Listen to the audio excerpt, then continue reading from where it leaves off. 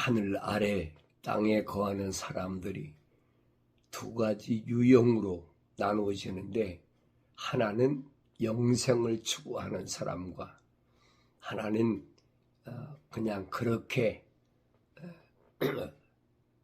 사람들이 사는 일반적인 삶을 사는 사람과 둘로 나눠지죠.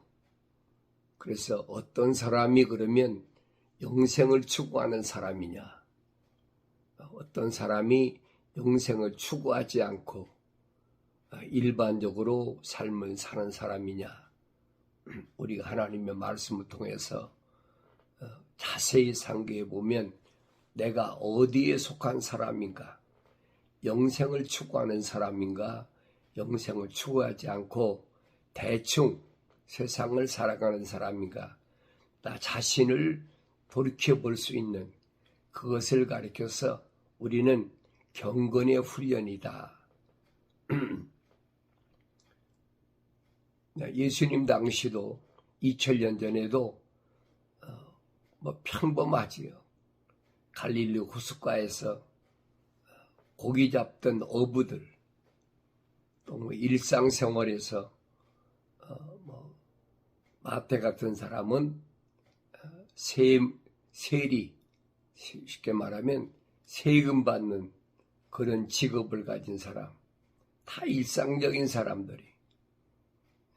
그런데 그들 자신은 내 안에 하나님의 거룩한 사랑의 호흡이 들어갔는지 안 들어갔는지 알 수가 없었다는 거예요.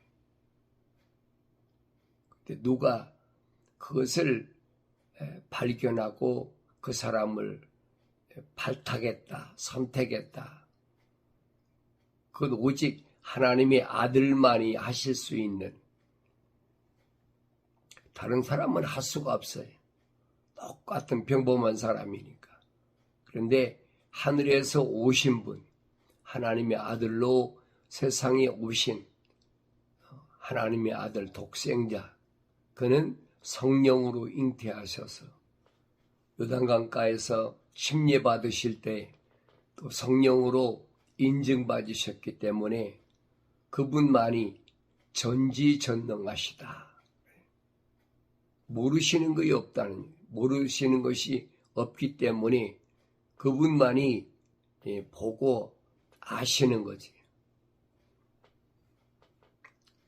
하나님께서 선지자들 통해서 약속하신 메시아를 보낸다는 약속은 왜 있느냐? 다른 데 있는 것이 아니라 영생을 받아야 될 사람, 이 땅에서 영원한 생명을 찾는 사람이 아니라 하늘 위에 있는 영생을 찾는 사람, 그 사람을 위해서 하나님께서는 아들 예수를 이 땅에 보내셨다. 이 땅에 보내셨다고 예수님이 금방 그들을 데리고 하늘로 가셨느냐? 성경은 아니잖아요. 이 땅에 있는 동안에 지은 죄, 거룩한 하나님의 사랑의 호흡으로 지음받았더라도, 조성됐더라도 땅에 거하니까 먹고 마시고 입고 생활하다 보면은 하늘의 뜻을, 하나님의 뜻을 거역할 수밖에 없는 것이 하늘 아래의 삶이니까 자기도 모르는 거죠. 그런 사람들의 죄를 위해서 반드시 십자가에 죽으셔야 되고, 그리고 물과 피를 다 쏟으셨다. 그래 그 십자가 피로 그들의 죄를 사하셨다. 아무나 주님 따라다닌다고 되는 건 아니죠. 그래 하나님의 약속과 명령이 얼마나 엄중하고 얼마나 귀하냐. 고귀하다 그랬죠. 고귀하다. 이걸 깨닫는 것이 뭐냐. 그게 경건의 훈련이다 하는 것을 알아야 됩니다. 그래서 내가 하늘 아래서 행하는 것들은 어떤 것으로도 영생에 대한 어떤 길을 찾을 수가 없다는 것을 주님은 말씀하시잖아요. 영생의 약속은 그런 미완성된 사람이 책망을 받고 돌이켜서 회개해서 생각과 마음과 삶의 가치관이 전에는 땅에 있었지만은 땅에 있다 보니까 도둑질하고 사기하고 살인하고 약육강식이잖아요. 땅에는 고통의 냄새가 그 향기를 느껴질 만큼 그런 세월을 살았지만은 주님은 이 땅에 오셔서 반드시 그 사람의 삶에서의 모든 하나님과의 원수됐던 그런 부분들을 깨끗하게 씻기 위해서 십자가에 죽으셔야 됐다. 이게 하나님의 방법이에요. 다른 방법이 없어요. 유대인들에게는 하나의 하나님의 아들 오시기 전에 모형으로 이제 그 네 가지 그 제물을 드려라. 소와 그 다음에 염소와 양과 비둘기 네 가지를 하나님께서 아브라함에게 약속하신 거예요. 명령하신 거예요. 이 명령을 왜 하셨느냐? 왜 다른 짐승 많은 짐승을 놔두고 이 네 가지 짐승만 하나님이 하나님 앞에 번제로 드리라고 하셨느냐? 그 이유를 우리가 잘 알아야 됩니다. 알지 못하면 하나님께서 원하시는 것이 무언가? 내가 하늘 아래 살지만은 하늘 위에 계신 창조주 하나님, 내 아버지께서 원하시는 게 무언가? 하나님 아버지께서 원하시지 않는 것은 아무리 드려도 하나님이 안 받으신다는 거예요. 그것이 그 첫사람 아담이 하나님 동산에서 쫓겨나와 가지고 세상에 나와서 난 아들이 둘 있잖아요. 하나는 가인과 아벨. 근데 가인과 아벨이 똑같이 하나님께 제물을 드렸다. 이게 제사라고 그러죠. 제사를 드리려면 반드시 제물을 드리는데 가인은 형은 농사지니까 농산물을 드렸고 아벨은 뭘 드려요? 양을 잡아서 피제사를 드렸다. 하나님께서 받으시는 건 뭐냐는 거죠. 받으시는 것은 양을 잡아서 피제사를 드려야 되는데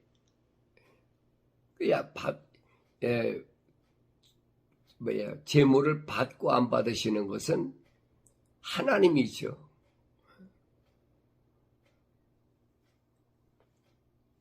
근데 인간의 마음은 사악하기 때문에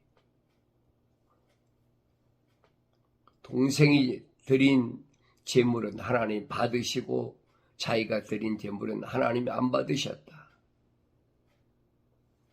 그런 원인을 분석해야 될 거 아니에요. 왜 안 받으셨을까? 근데 그런 게 없어요. 시기했다. 질투했다. 그래 얼굴이 울그락불그락하니까 천사가 지적하잖아요. 네가 왜 화를 내느냐? 네가 하나님이 원하시는 것을 올바로 알고 드렸다면 하나님이 안 받으시겠느냐? 책망을 받는데도 가인은 그 책망을 받아들이지 않잖아요. 그러니까 덜에 있다가 자기 동생을 죽였다. 성경에 그렇게 기록되어 있어요.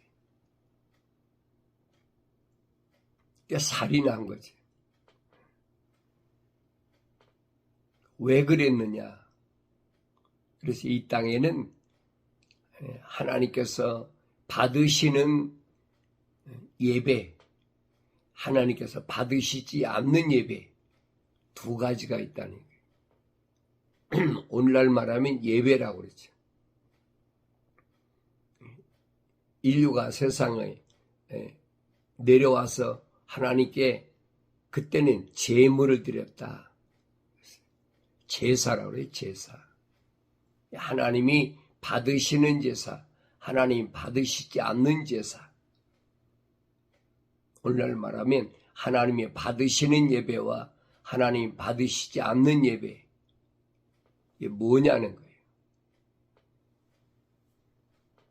하나님의 계획을 알아야 하나님 받으시는 예배를 드리지요. 하나님 받으시는 예배는 뭐예요? 피제사인데 피제사. 그래서 이스라엘 백성에게는 하나의 모델로 보여주신 거예요. 특별히 믿음의 조상이라는 아브라함에게 하나님께서 4가지 짐승만 하나님 드려라. 그러면서 하나님 원하시는 것은 3가지 짐승은 뭐냐? 대책임지라는 짐승, 그리고 이 짐승은 굽이 둘로 갈라졌잖아요. 왜 굽이 갈라진 이 짐승에다가 대책임지라는 이 짐승만 하나님께 번제로 드려야 되느냐? 그 부분을 성경은 이스라엘 백성들에게 자세히 설명해 주고 있습니다. 누굴 통해서? 모세를 통해서. 왜 그러느냐 하는 거예요. 굽이 발이 갈라졌다는 말은 짝이라는 얘기. 그리고 이 4짐승은 아니 3짐승은 뭐냐? 대책임지라는 짐승이다 이 말이에요.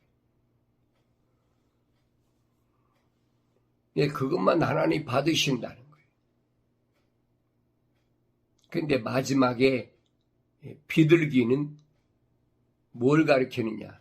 비둘기는 겉에 육체적인 그것만 가리키는 게 아니라 내 마음을 드려라 이 말이에요. 마음을 다하라. 그래서 선지자들 통해서 계속 말씀하시는 게 내 겉옷을 찢지 말고 마음을 찢어라.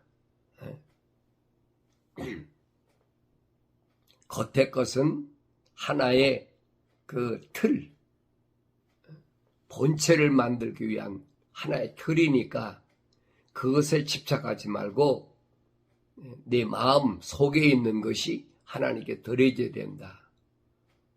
나눠진 것을 내가 하나님 말씀을 통해서 알아야 되는데 사람들은 안 그렇잖아요. 눈에 보이는 것은 뭐만 보입니까? 이 겉에만 보이잖아요. 겉에만. 그러니까 어떻게 해서라도 겉에서 겉의 것을 치장해 보려고 별의별 짓을 다 하잖아요. 근데 하나님은 안 보신다는 거예요. 내 외모가 어떻게 생겼든 그거 안 보신다는 거예요. 하나님 원하시는 건 뭐냐? 내 속에 있는 그걸 하나님 보신다는 거예요. 주님이 말씀하시잖아요. 내가 2 손을 가지고 범죄하고 지옥불에 불구덩이 들어가는 것보다 차라리 범죄한 하나를 잘라버리고 하나 가지고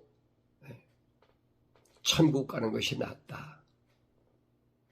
두 눈으로 보고 범죄하는 것보다는 차라리 한 눈을 뽑아버리고 한 눈으로 천국 가는 것이 낫다.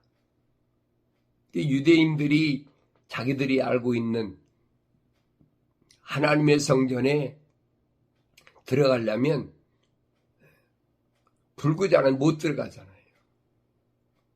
그러니까 이런 말씀들이 뭘 말씀하는지를 전혀 인식을 못한 거예요.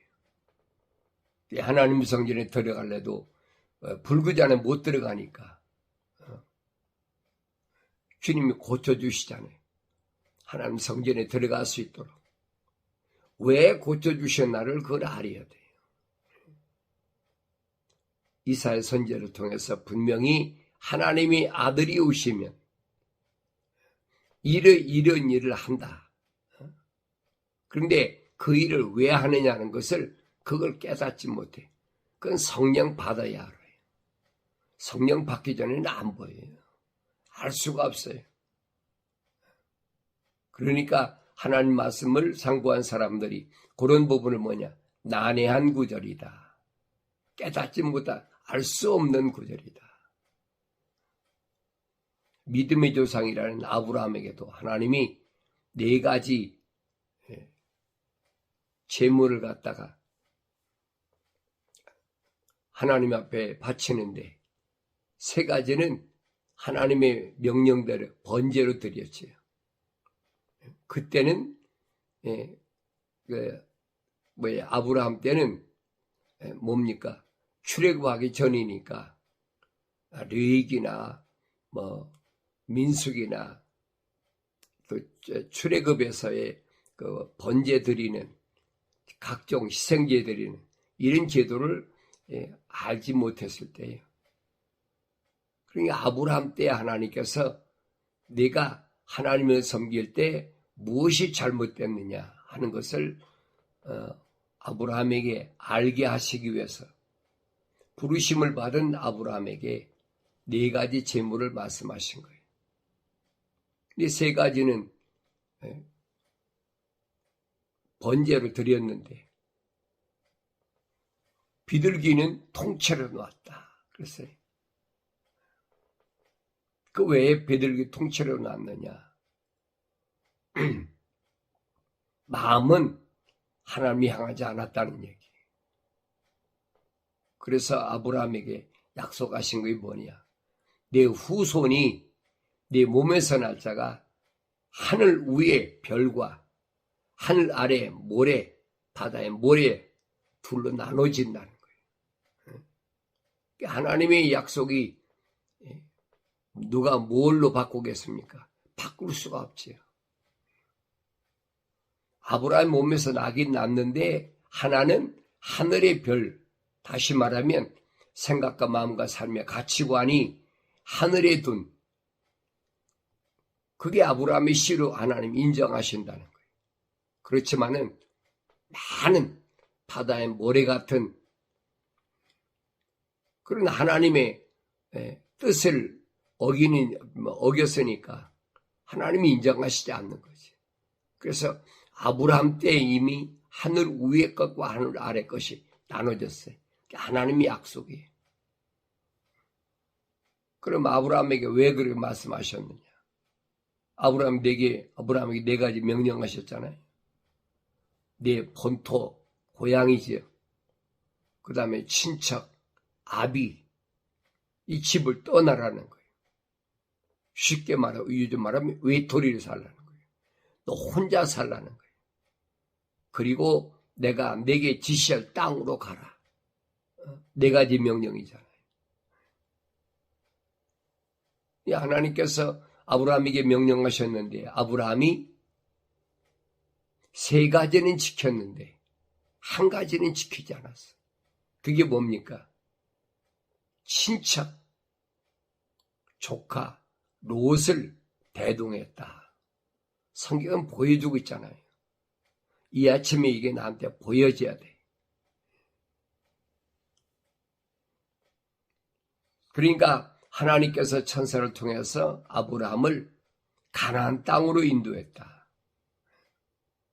왜 가나안 땅을 하나님께서 보내셨을까 하는 겁니다. 왜 보내셨을까? 그 원인을 알아야지요. 가나안 땅이 젖과 꿀이 흐르는 땅이다. 정탐꾼들이 모세가 명령하니까 정탐하고 와서 얘기했잖아요. 젖과 꿀이 흐르는 땅이다. 그러니까 포도송이가 얼마나 큰가.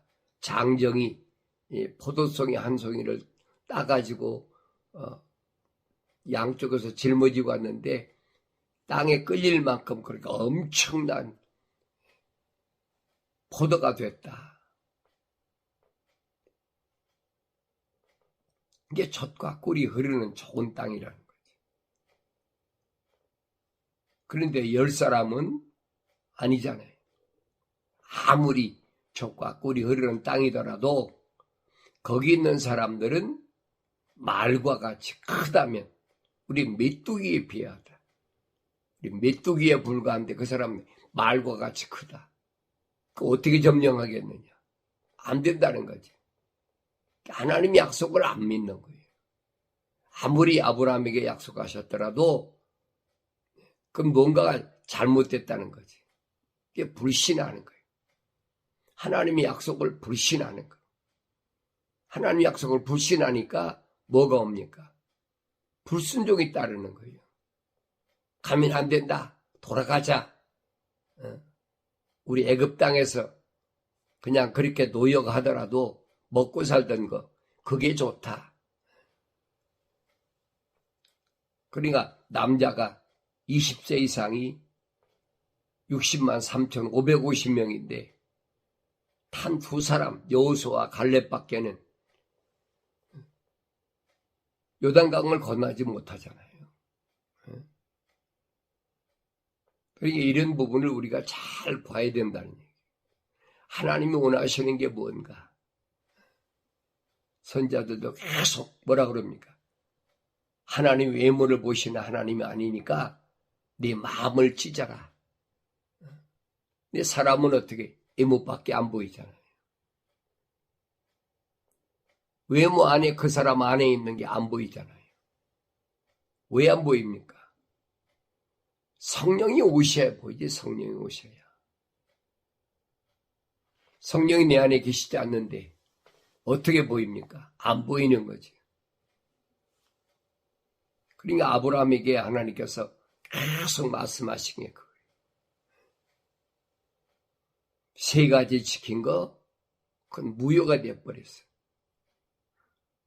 4가지를 범한 결과가 오니까 너와 내 후손이 아니 내 몸에서 날 후손이 이방 땅에 가서 한 가지가 100년씩 400년 동안 4대 만에 약속하잖아요.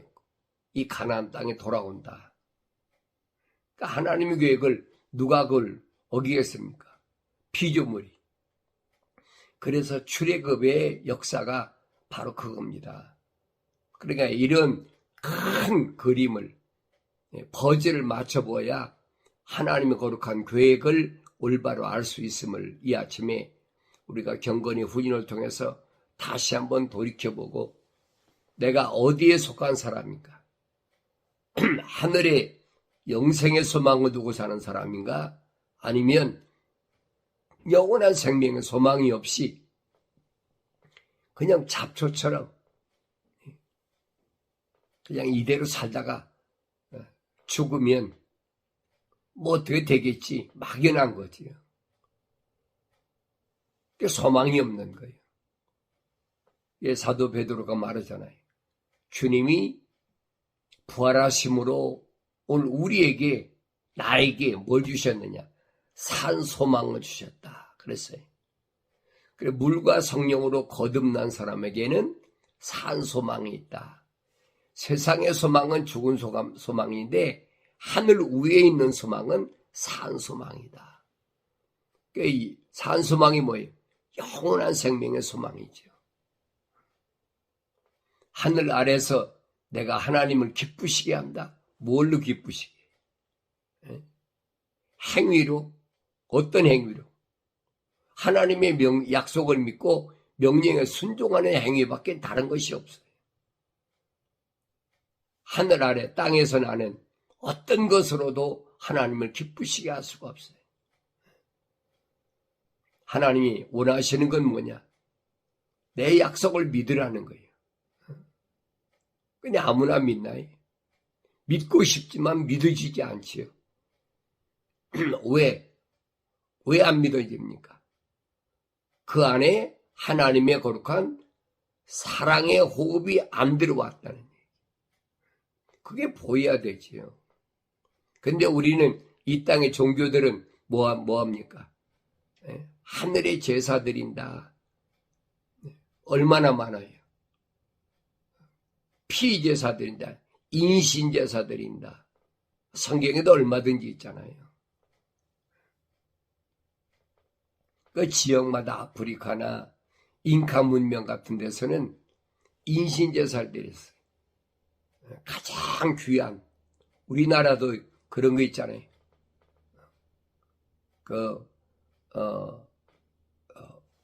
소원을 이루기 위해서 아버지의 눈을 뜨기 위해서 심청이가 물에 자기를 빠져서 그 인신제사거든요. 일종의. 그러니까 그런 것들은 뭘 가리키느냐. 기독교가 하나님의 자녀가, 하나님의 아들이 이 땅에 오시기 전에도 인류에게는 그런 소망이 쫙 있었어요. 지구촌 구석구석에 한 200개 이상 종족이 사니까 그 족속마다 다 그런 고대 하나님을 향하던 그런 마음들은 다 있었어요. 그런데 2000년 전에 하나님의 아들이 이 땅에 오셔서 아브라함이 약속하셨던 피제사가 뭐냐 하는 것을 실제로 하나님 받으시는 예배가 뭐냐, 그걸 몸소 우리에게 보여주셨다. 그걸 믿으라는 거지. 그 예수 믿는 게 바로 그거예요. 하나님의 약속을 내가 믿는 것이 바로 예수 믿는 건데, 우리는 그냥 예수 이름만 가지고 예수 믿으라, 예수 믿으라. 이 아침에 내가 눈이 띄어져서 하나님 말씀을 통한 이 약속의 말씀이 내 마음속에 믿어져야 됩니다. 믿어져야 그 사람은 주님의 십자가 보혈로 깨끗이 제사함 받고 남은 생에는 책망을 받고 돌이켜서 성령 받음으로 인해서 성령이 인도하심을 받는다. 하늘 아래서는 날과 달과 해와 절기를 지킨다고 그래서 하나님 받으시는 거 아니에요. 사람들은 그런 계속 속이잖아요. 돈을 내라, 뭐를 해라. 성경을 안 읽는 사람들은, 남의 말만 듣기 좋아하는 사람들은 그 말에 귀를 기울이죠. 하나님 말씀을 읽어야 될 거 아니에요. 내 아들아, 내 말을 들으라.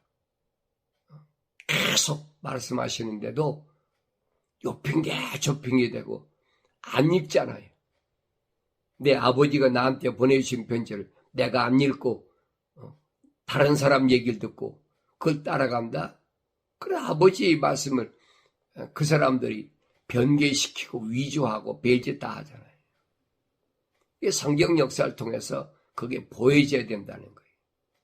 이 아침에 이 하나님의 거룩한 계획이 내 말씀을 통해서 보여지고 또 말씀이 내 마음속에 닿음으로 인해서 하늘 아래서는 내가 인간의 피조물의 방법으로 어떤 방법으로든 하나님을 만날 수가 없다. 반드시 성령 받아서 하나님의 거룩한 뜻을 온전히 이룰 때, 그때만이 완성됐을 때만이 하나님께서 받으신다는, 그리고 성령은 언제든지 하나님의 아들들을 발걸음 인도하신다는 사실을 깊이 깨달음으로 해서 이 하루도 하나님의 거룩한 영으로 인도함 받는 하나님의 자녀들의 복된 삶이 이루어지길 바랍니다.